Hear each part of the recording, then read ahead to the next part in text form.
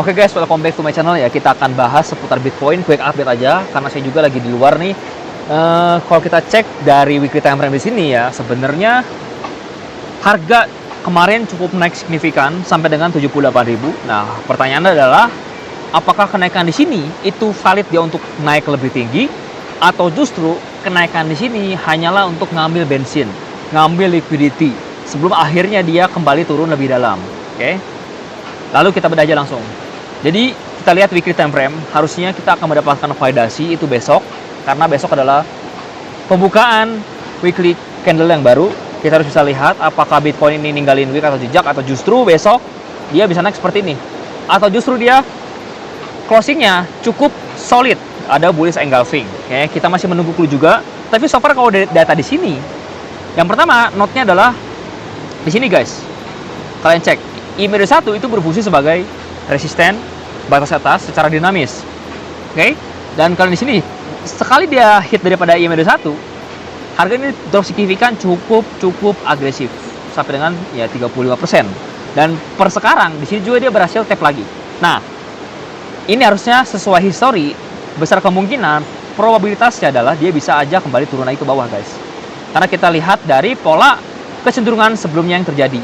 Nah, karena histori repeat itself, oke? Di sini pertama kali dia crossing down daripada EMA21. Dia drop, dia retest, dia drop lagi, sekarang potensi retest lagi. Artinya masih ada potensi dia untuk mengalami namanya potensi drop, oke? Itu yang pertama, karena saat ini dia sudah hit daripada EMA21. Key point yang perlu kalian perhatikan. Yang kedua, kalian cek di sini, dia sudah berhasil tap daripada resisten trendline juga, oke? Resisten trendline di dalam pola bullish, di pola bearish flag, oke? Nah, jadi artinya apa? Kalau kalian gambar juga sama, bearish flag adalah pola continuation untuk kembali turun. Oke. Nah, biasa nih bearish flag itu adalah ya minimal dia ada 1, 2, 3 sentuhan di lower trendline dan juga ada 3 sentuhan di upper trendline sebelum akhirnya dia kembali drop lagi ke bawah. Itu secara teori ya, guys. Jadi yang pertama ada yang EMA21, ada juga resisten trendline, dan yang ketiga di sini dia sudah berhasil menyentuh resisten secara horizontal. Nah, ini yang perlu kita waspadai sekarang. Oke. Nah, kalau kita cek di daily time frame, nah di daily time frame juga sama sebenarnya, guys. Kalau kalian cek di sini, kita clear out dulu di sini. Di mana sebelumnya? Nah, ini yang cukup menarik. Ketika harga di sini, ya kita adjust lagi di sini trendline. Nah, ketika harga di sini menyentuh resisten trendline yang pertama, itu harga drop, guys. Oke. Yang kedua, dia berhasil menyentuh lagi. Apa yang terjadi? Harga drop lagi, guys. Oke, dan sekarang yang ketiga, dia berhasil menyentuh lagi. Harga kemana, guys? Dia drop lagi. Dan sekarang terakhir, yang keempatnya. Nah, ini pertanyaannya. Apakah dia akan kembali turun atau justru di sini valid yang terjadi namanya breakout? Oke. Tapi kalau kita so far melihat dari tren sebelumnya, ini besar kemungkinan akan membawa Bitcoin turun lagi karena bicara tren itu selalu bergerak sesuai dengan pola sebelumnya. Oke, dan nggak gampang namanya patah. Jadi kita bisa asumsikan bahwa memang potensinya adalah Bitcoin akan drop. Kenapa? Karena ini yang saya lihat. Stochastic RSI atau secara segi momentum, kalau kalian cek di sini, dia sudah mulai crossing down dari overbought. Artinya ya, secara momentum harusnya sudah mulai melemah. Oke, ini dari beberapa minggu terakhir nih, dia di atas terus nih, secara daily time frame. Artinya ini sudah mulai crossing down. Nah, artinya be careful buat kalian ada posisi long di Bitcoin, minimal at least break even point atau enggak trailing stop. Oke. Dan untuk target terdekat penurunannya, minimal kita bisa melihat dia kembali ke range di sini. Ke range kurang lebih ada di harga 72.000 sampai dengan 70.000. Karena ini merupakan kalau kalian cek support resisten previousnya. Dan ada juga di sini EMA21. Nah, ini EMA21 sebagai support secara dinamis. Artinya karena tren di sini mayoritas adalah ya sideways konsolidasi, ya bisa aja dia kembali testing dulu di sini sebelum akhirnya mungkin bisa lagi rebound, atau justru yang terjadi dia turun, rebound sedikit, turun lagi lebih dalam. Karena area krusial masih ada di sini, guys. Ini based on chart di Bitcoin ya. Coba kalau kita cek dari CoinGlass, kita cek secara liquidation heatmap-nya. Nah, secara heatmap-nya benar ada di kurang lebih 74.000, 73.000 ya. Ini 74.000, kalau kalian cek di sini 74.000. Ya kurang lebih ada di sini berarti. Ini area-area support terdekat yang krusialnya. Yang pertama di sini, ini kan karena kita pakai daily ya. Nah, 24 jam terakhir mau kita cek dari 1 minggu terakhir.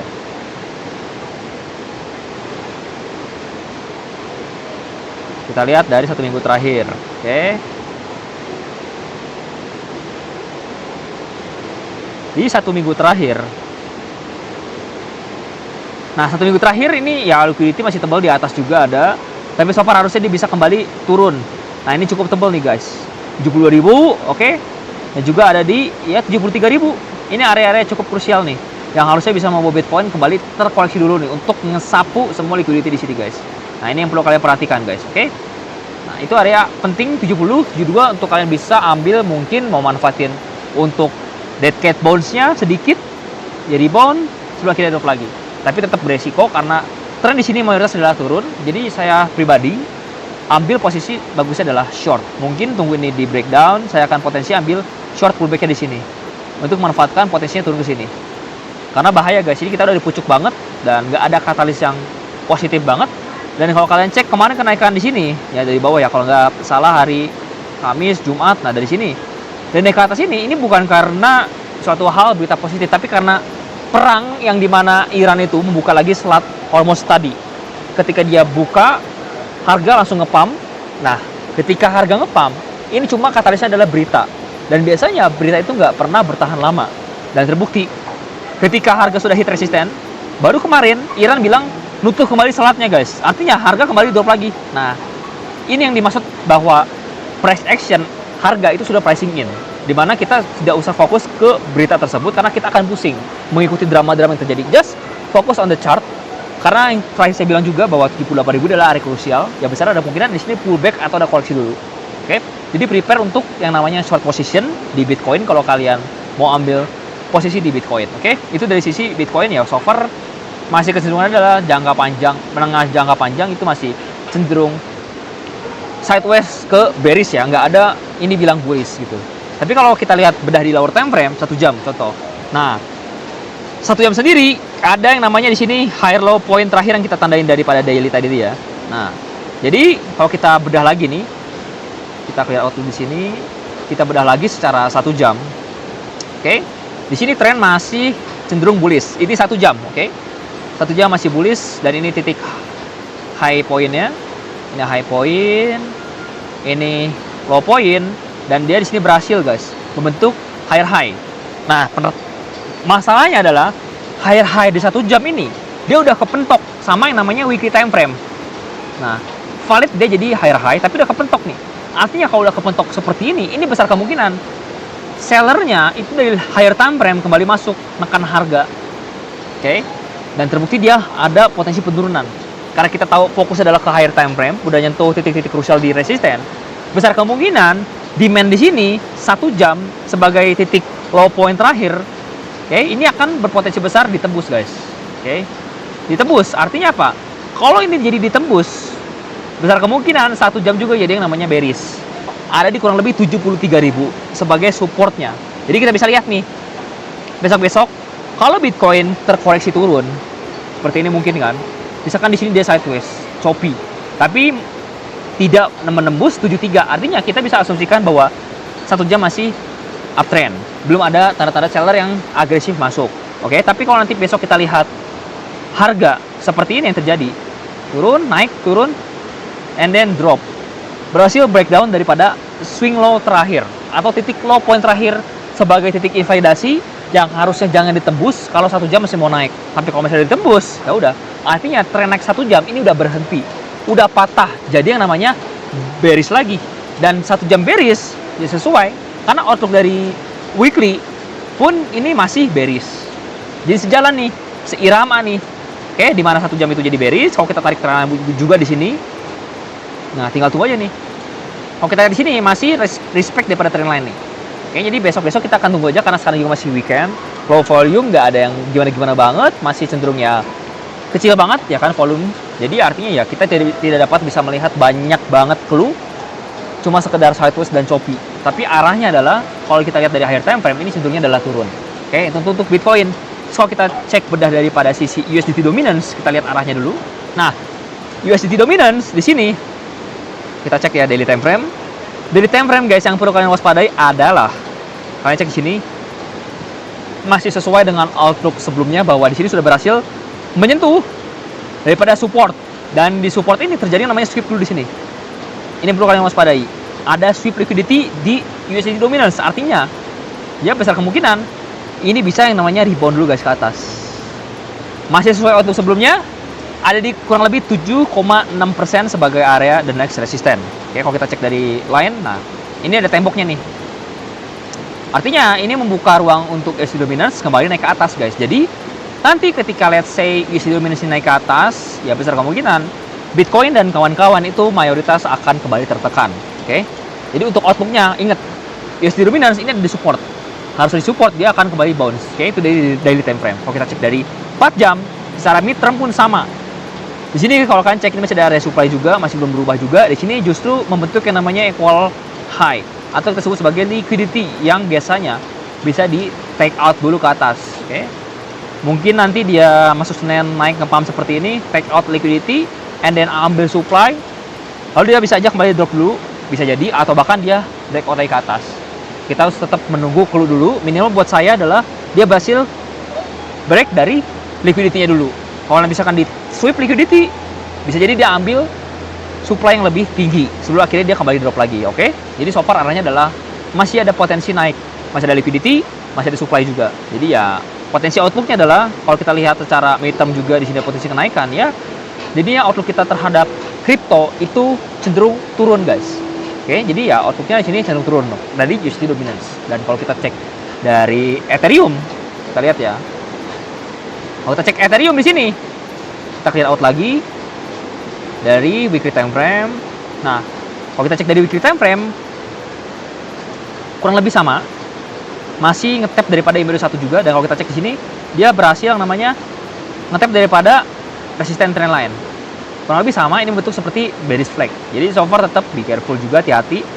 Jangan agresif selama Ethereum tidak mampu breakout seperti ini guys.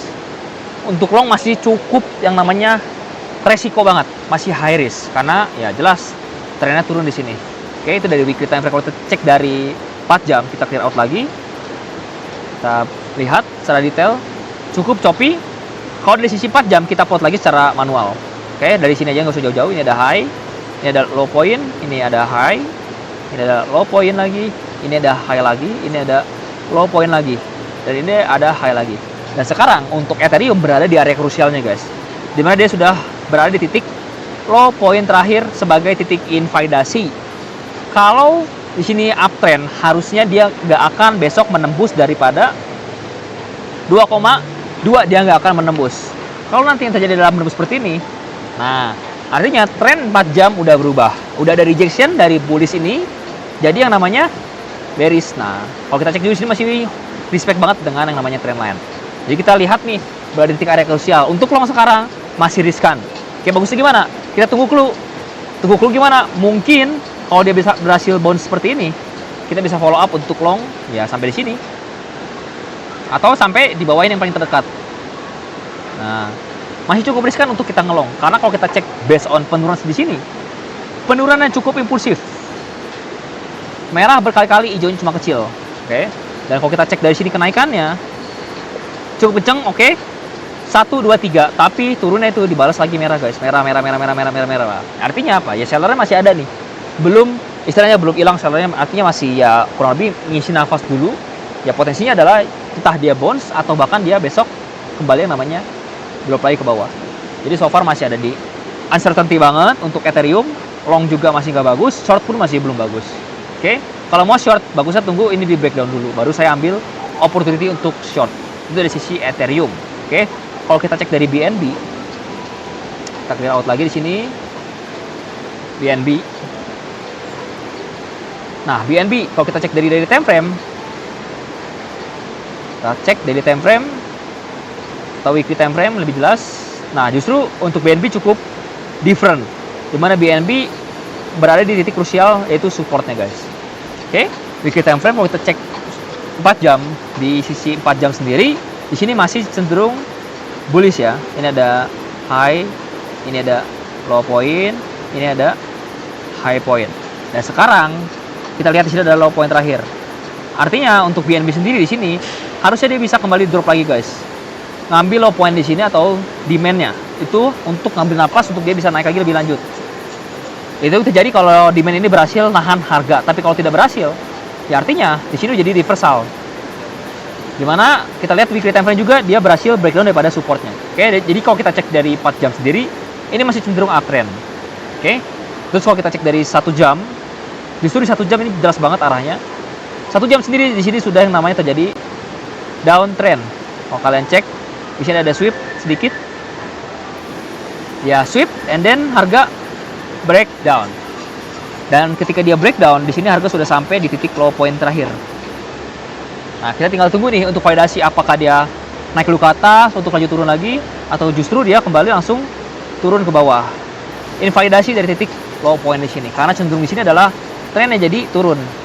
Kita low, high, dan low. Potensinya adalah di sini mungkin dia bisa rebound sedikit untuk lanjut turun. Menjemput di mana? Menjemput daripada low point di 4 jam atau demand, karena masih banyak orderan di sini. Dan kalau kalian cek juga di sini ada yang namanya fair value gap juga. Nah, ini yang kosong. Jadi bisa jadi dia tap di sini. Dan kalau kita cek juga di sini ada yang namanya liquidity juga. Liquidity. Nah, masih ada beberapa yang harus dikunjungi dulu, defisit dulu. Jadi untuk BNB ya potensinya masih ada potensi dia untuk drop dulu based on mid term, oke? Jadi ya kurang lebih ini outlook singkat dari beberapa kripto cukup penting. Jadi so far ya kalian tetap waspada kalau mau ambil posisi long.